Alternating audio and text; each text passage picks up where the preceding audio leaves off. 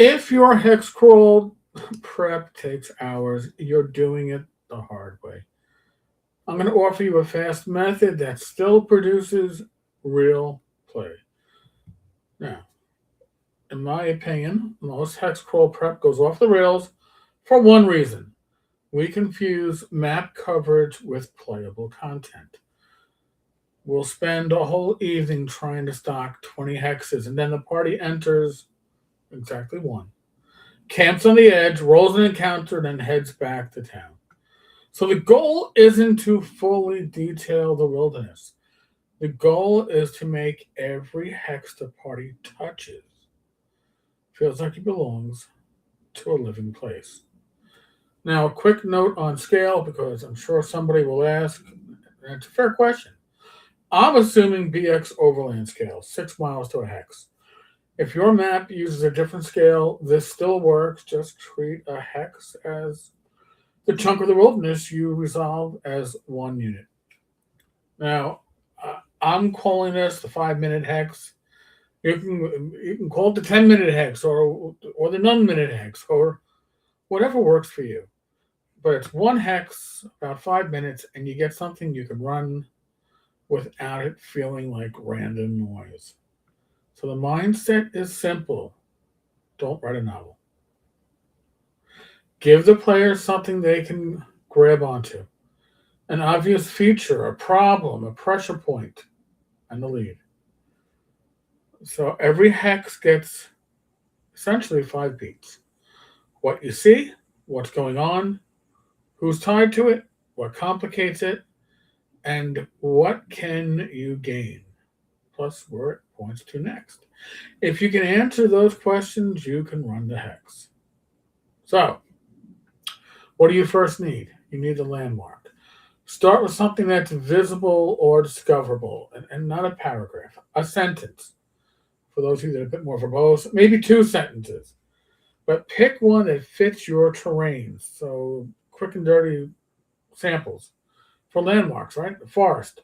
Lightning split oak with old nails hammered in it. Hills. A line of standing stones like broken teeth. Maybe in a swamp you find a half sunken shrine with candles that are somehow still burning. In the plains, an abandoned wagon circle, grass grown tall inside it. What about the mountains? A black seam in a rock that blows cold air. Coastal, a wrecked longboat wedged in the rocks like it tried to crawl out. One sentence, big shapes, something a player will point at and say, we should check that out. Now, what's the next part? The situation. What's happening here right now? Not what is this place historically, right now, present tense. The standing stones are newly painted in fresh red symbols. Somebody came through this week. The half sunk shrine is being used as a meeting point at night. The abandoned wagon circle isn't actually abandoned. Someone is camping there, badly hidden. The black seam in a rock is a vent from something below, and the air smells like copper. Again, keep it short, 1, maybe 2 sentences. Next, you need to know who's tied to it. And this is the step that many people would probably skip. And it's why their wilderness feels like disconnected results. You want to answer who uses this place, who benefits from it, who hunts here, hides here, guards it, or fears it. It can be intelligent, animal, undead, weird, whatever, but it's connected. A goblin outrider band uses the standing stones as a waypoint and leaves marks.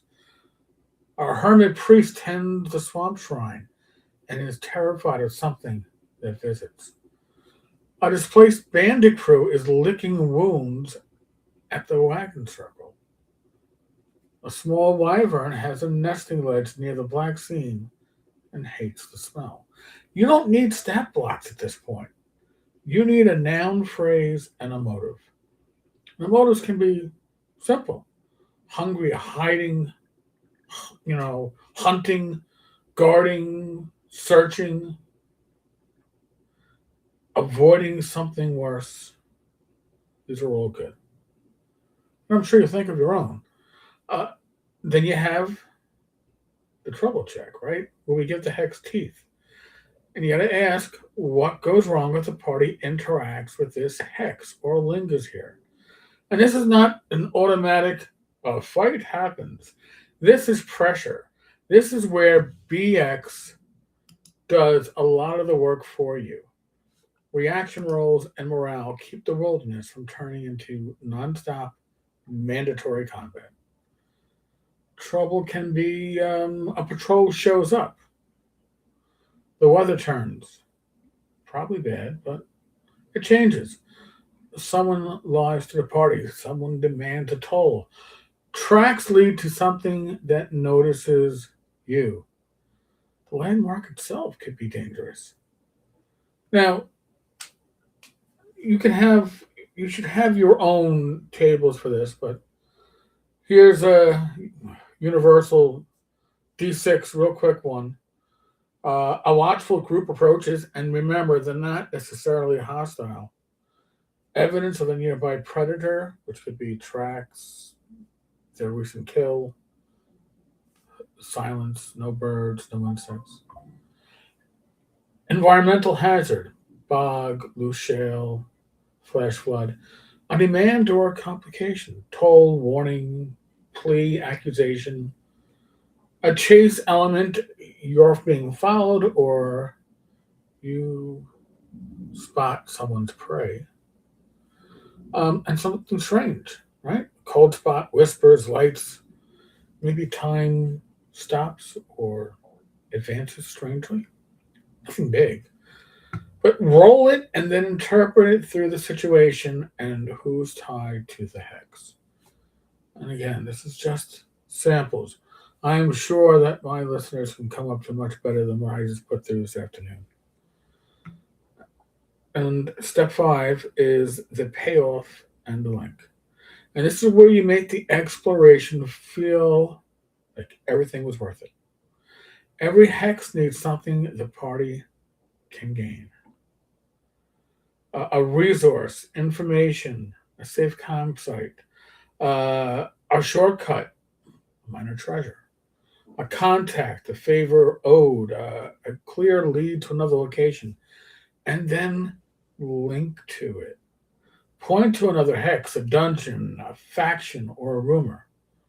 So, that hermit priest we talked about, maybe he can tell you where the lights go at night and points to an old barrow, a hex or two to the north.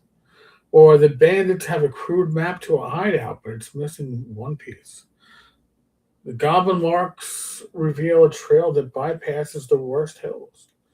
Faster travel for one link on your extended route. Your party's going for a long travel.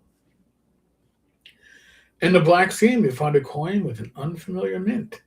Somebody's operating out here. That's the difference between we traveled and we followed something. So let's go through the motions of running one hex fast. Well, we'll work on another assumption. The party is going through hills. So what's the landmark? A line of standing stones, some toppled, some upright, like a broken jaw. What's the situation? Fresh red paint, crude symbols on 3 of the stones, and you spot scraps of cloth tied to a few. Now, who's tied to it? Goblin outriders. They're using this as a navigation point and leaving marks for each other. They also tie cloths as wind indicators so they can smell smoke from travelers sooner. What's the trouble part? Roll a d6. A demand or a complication. A goblin lookout whistles and 2 goblins appear on the ridge with slings. They're not immediately hostile. They're not shooting. They're not attacking. In BX terms, this is where you smile and roll reaction. And they call out in broken common they want a road gift. A toll.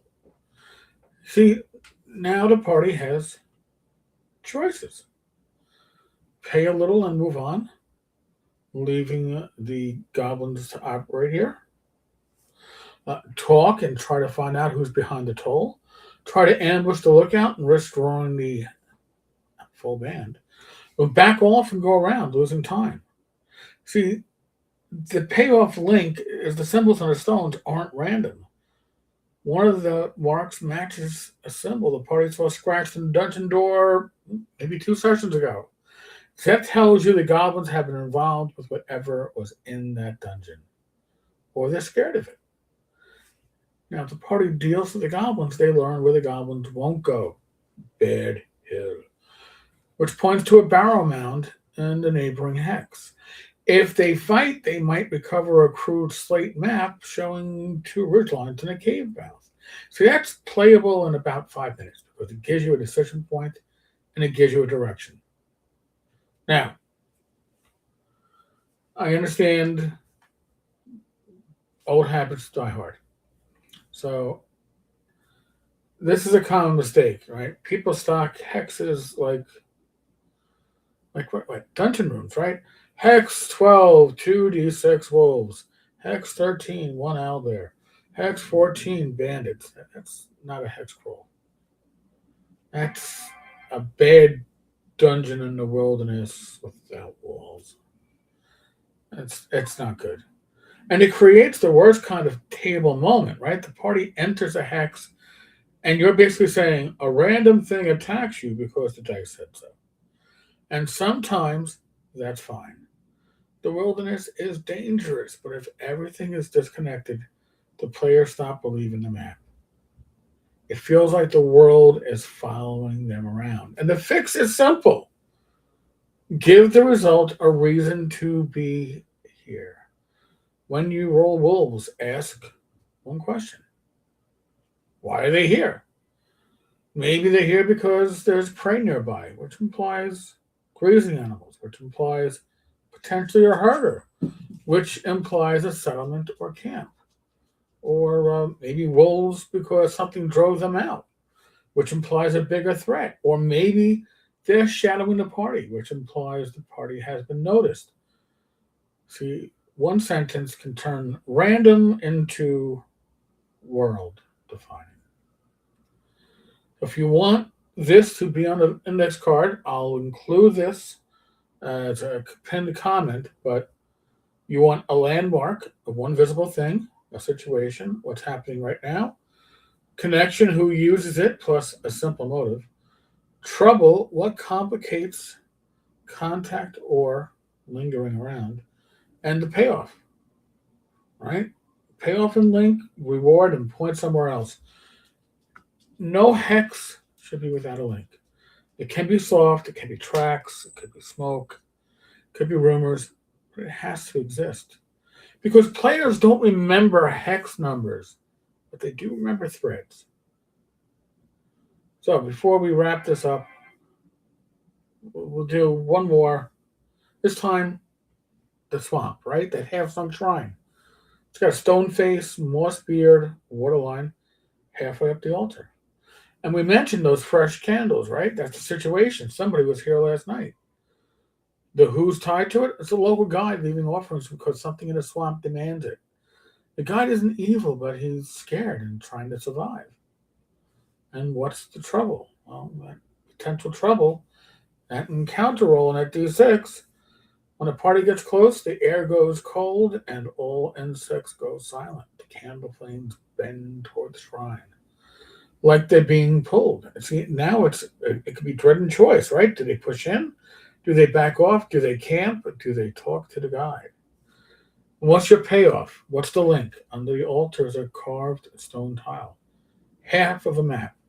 And it shows a raised causeway leading to a dry island with 3 trees. And the guide says, well, that place is death.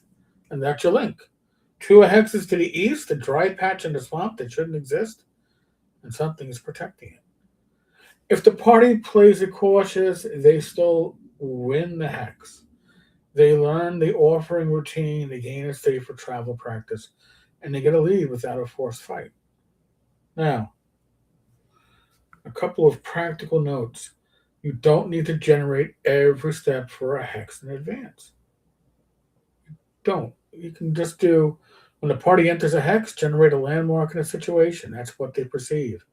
If they engage or linger longer, generate connection and potential trouble. And if they interact meaningfully, reveal the payoff and the link. And one more little thing. When you roll something you like, reuse it as an echo and not copy and paste. Just a familiar mark, coin, phrase, or pattern showing up again later. So that's how the wilderness starts to feel like a real place, not just boxes on paper. So that's, the 5-minute hex. 5 beats, 1 hex, always a link. If your wilderness has been feeling like empty miles or disconnected fights, try this for your next session. Stock only what the party touches, give them something to notice, something to deal with, and somewhere to go next. If this helped you at all, consider subscribing. Thank you, and God bless.